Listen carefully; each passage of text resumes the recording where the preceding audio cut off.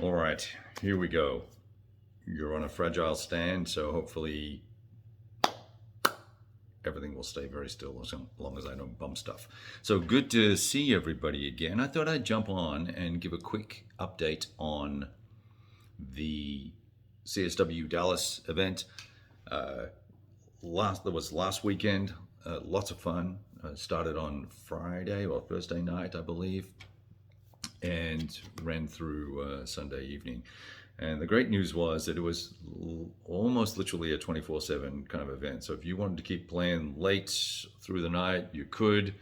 You just need your room key to kind of get into the rooms. So I thought what I'd do is give you a quick update on the event, the hotel, the game players, the people, some of the folks I met, some of the games I had an opportunity to play, some play testing, some just playing for fun, which was cool.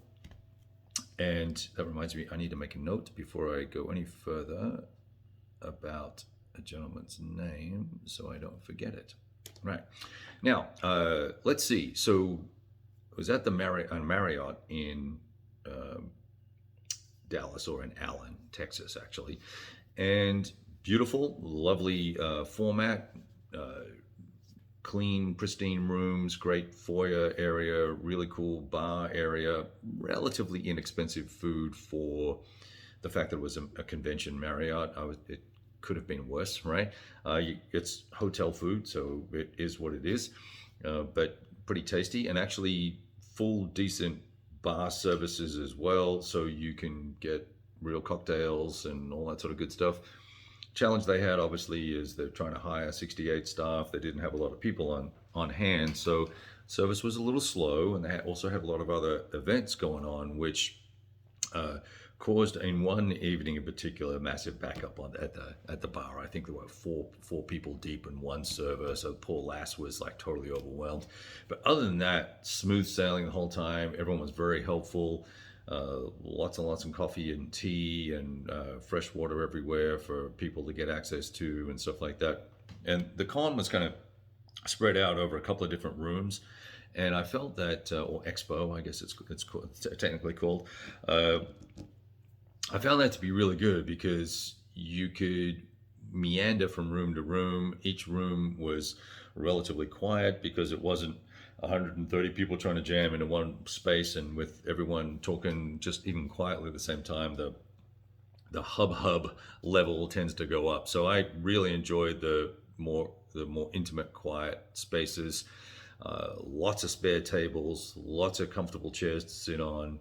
Was able to walk around and look at a lot of folks had games, like Joe Chacon had a game set up to, I guess he was trying to demo it perhaps, but I never actually saw anyone at that table. I think he was off playing games the entire time. So there were games set up, maps out, folks doing play testing.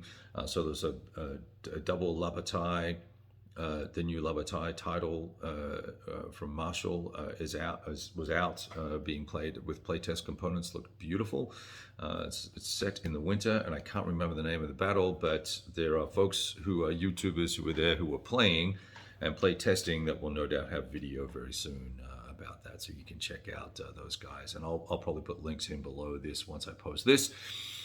There were obviously Greg was there from Compass Games with all of his solitaire games. That guy's a machine. He's got a system down that, I think generally speaking works very well for solitaire wargaming.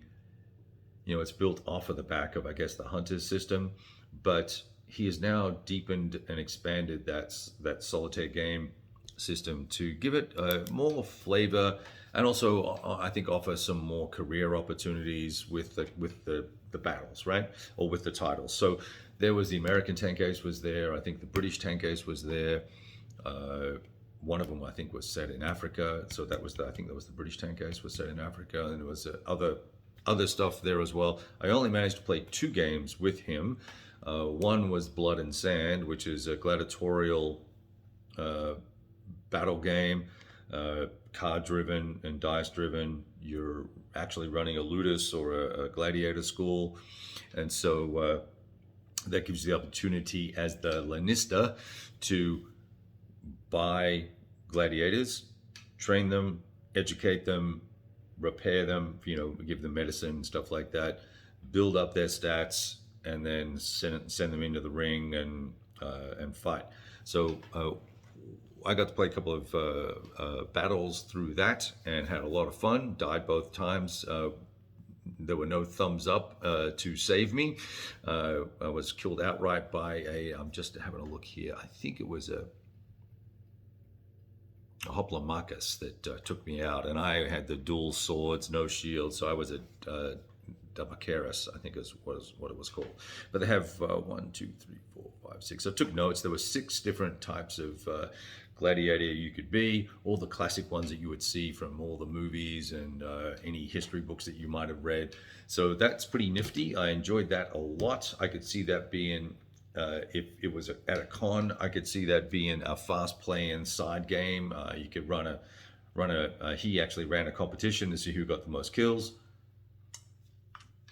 And that made for good fun. And there was a prize given out, actually, a little gladiator's sword made of wood that, as he said, was not made by him, was made in China. So we all enjoyed that. I think there were half a dozen or 8 people that played in that little thing. I then played the British Tank Ace game. Super interesting. You've got to go through the Bovington Tank School, which I passed, but didn't pick up any bonus skills. And then off to battle you go, and you go through a die rolling exercise to get your what the battle is. Is it a meeting engagement, an attack, or are you defending? And what are you doing? Who are you fighting against? What year is it? And all that sort of good stuff. So with a career, obviously you're starting in 1940, 1941, and then you kind of mosey on through and then end up fighting the Germans in the Africa Corps and stuff like that. So I had, no, I forget the name of the tank now. Doggone it. It was a dinky little thing. But the good news was we were attacking, so you can imagine that your individual tank is attacking, but you've got other tanks left and right, rear, you've got other things going on, and so you're attacking this position. And so there were 2 tanks to start with that I fought, and I think 2 entrenched squads. We'll call them squads for want of a better term. And so you get to choose your that's right, there was a scout car, 2 tanks, and a squad, I think. And so my first action was to engage at medium range, hit one of the tanks, got a lucky kill, knocked out one of the tanks.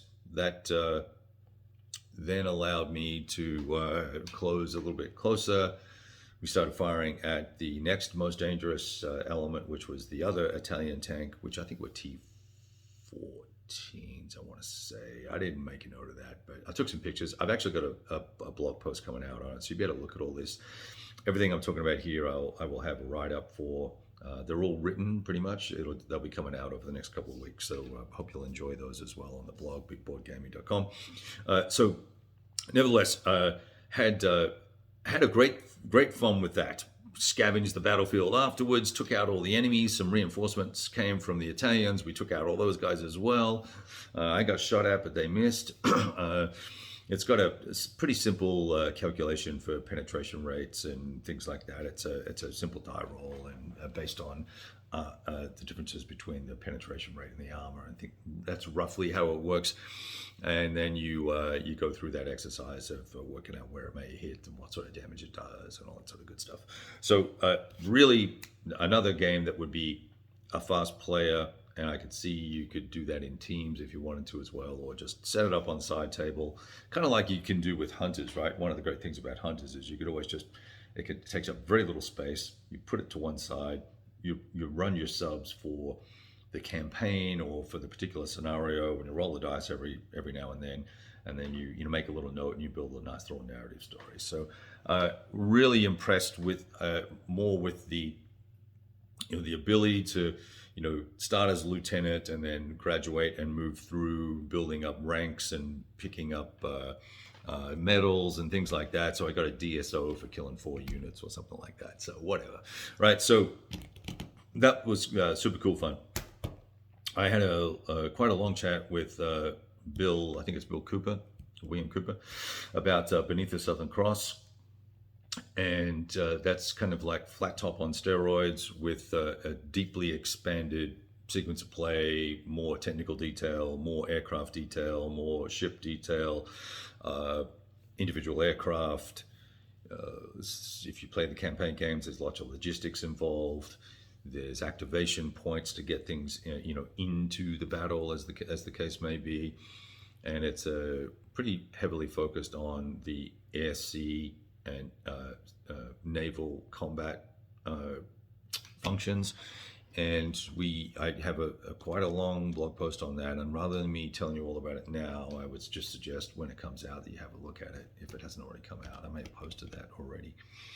So that was pretty cool. Got to run 2 turns of ballet with Greg Blanchett. So we're 2 Gregs there. And Greg Blanchett, and I tried twice to get to the table because he had a couple of different games going. But my last day, I had the time to sit down with him and run 2 turns of the Legion Games version of his Victory in the West system that he's using to drive these East Front games. So it's a 3 game series, 1 map in each game, and they're linkable apparently. Now I didn't see the 3 modules because he's working on the first one, and it's all set around Operation Mars. So there's a nice Soviet attack, and then there's a German counterattack coming in on all that action. Very clean playing, very smooth playing.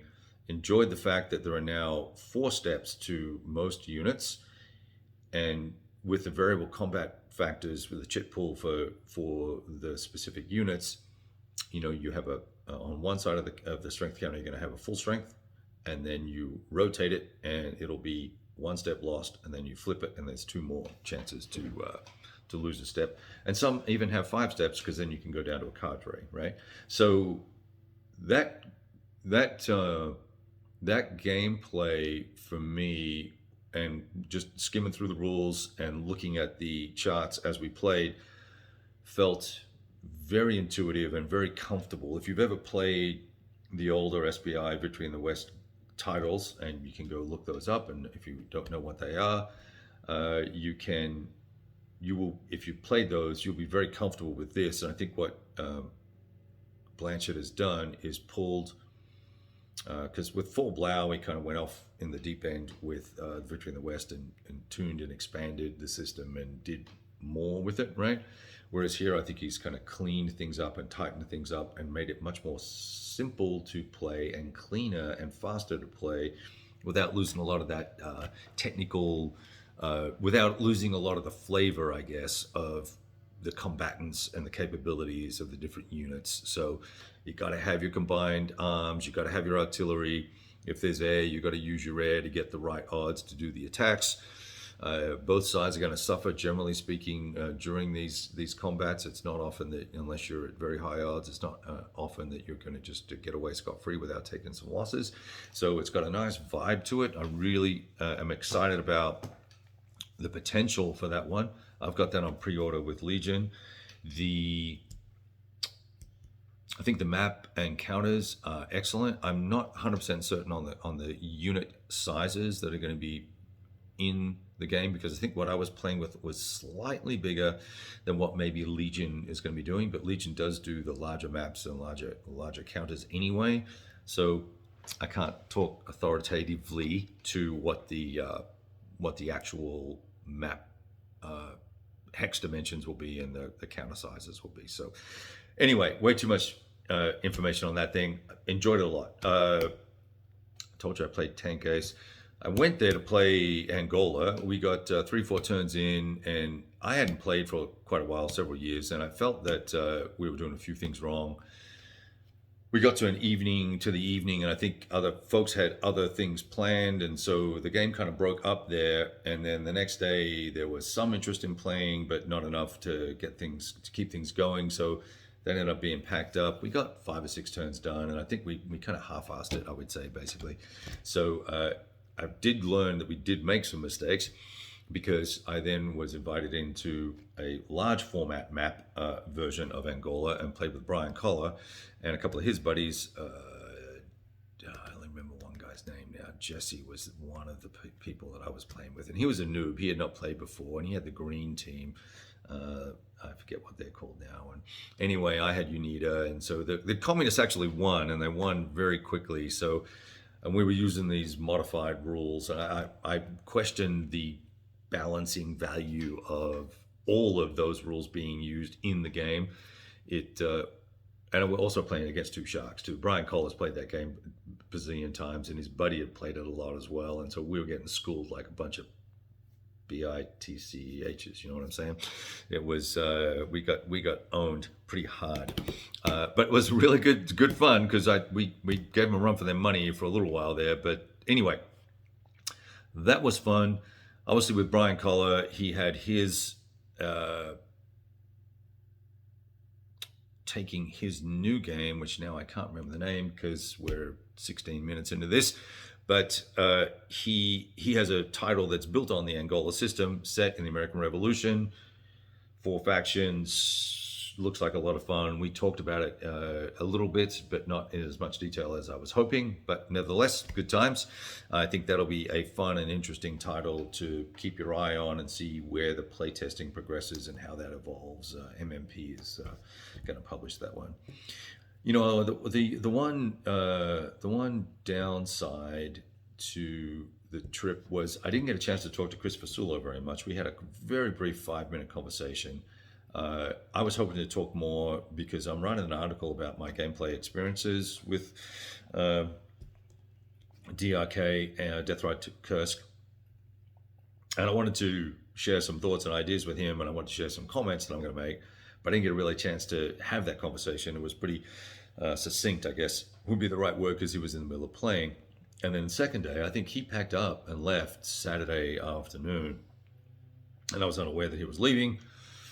So I didn't get a chance to look at the Normandy module, nor did I get a chance to talk to him about his game. And I'm not going to do that in this video now, but I do have some reservations about the system, and I wanted to kind of just get his side of things and hear what he had to say about the game and the game format and the counters and things like that. So and the gameplay even, right, and some of the scenario setup things. So I wanted to really dig in with him so I could give some fair commentary and offer perhaps a more balanced, nuanced view than perhaps I'm known for.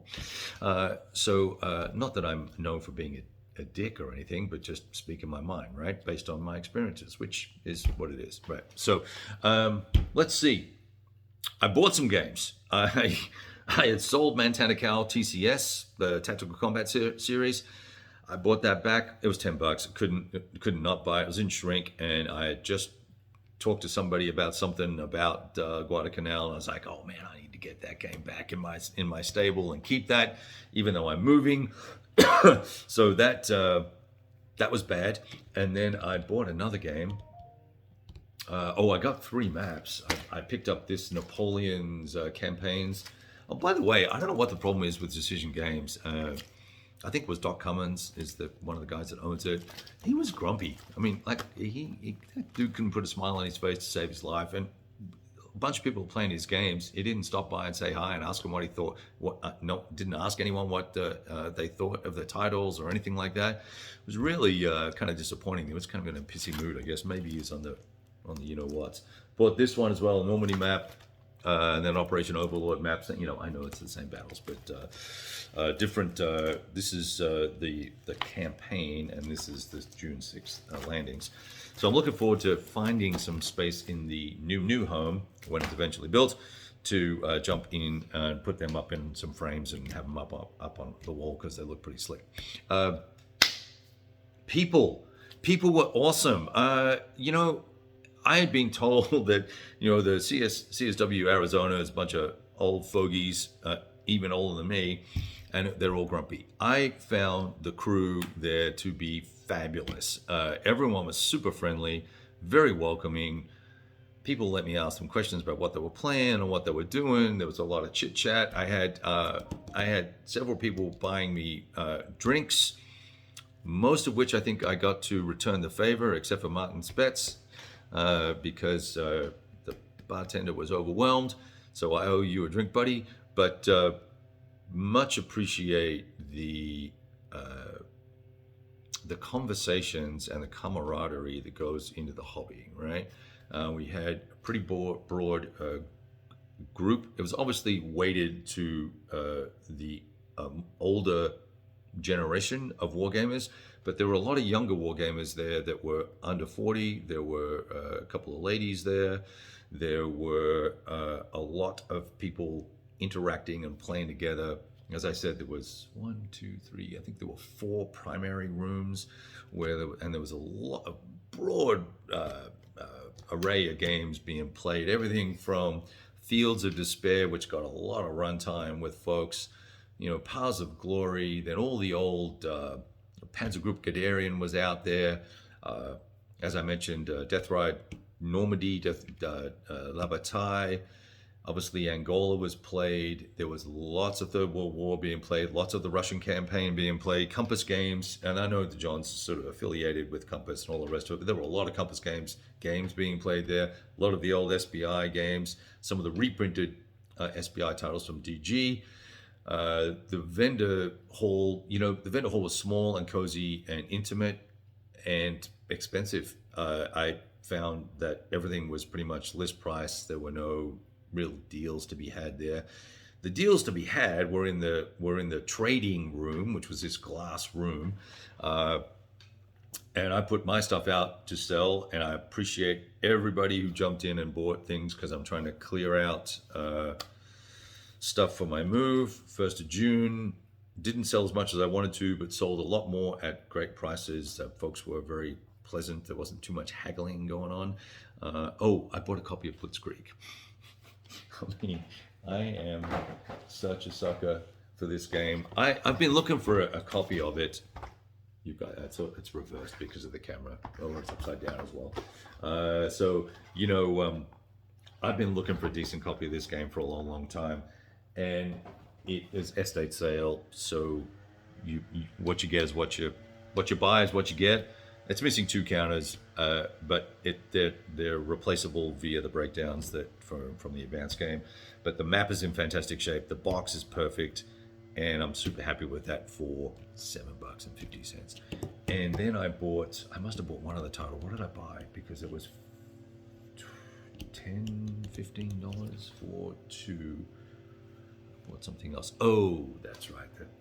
I don't know what I was thinking, but I bought Outreach, the old SBI, and it's in a flat pack. I promised myself I'd never buy a flat pack again, and I did. I'm an idiot. But I couldn't resist doing it, and plus it was a estate sale trying to help a buddy out. So a friend was trying to help his buddy out. So it was kind of the last of the stuff to be sold. I probably could have bought all of that and brought it home, because I think they were all in very nice condition. And funnily enough, Outreach actually had 2 copies of the game in it. So someone will get that as a giveaway at some point. I'll put it in a Ziploc bag, and we'll donate it off. It does have some marks on the map, some sort of writing on the map and stuff, where people have sort of noted planets or whatever. But that'll be a giveaway at some point in the near future for you guys, once we move and I build the house and I move in and can actually see everything. Let's see. So I think that's kind of it. I'm trying to think if there's anything else that I should have covered, didn't cover. Oh, and I guess, first of all, lastly, thank you to John Kranz for hosting the event, organizing it, making it painless and comfortable. And it was a fantastic event. He took a lot of pictures. So if you want to jump on his Facebook page, and I'm sure it's on the Compass page as well, and probably on his Consim World community page.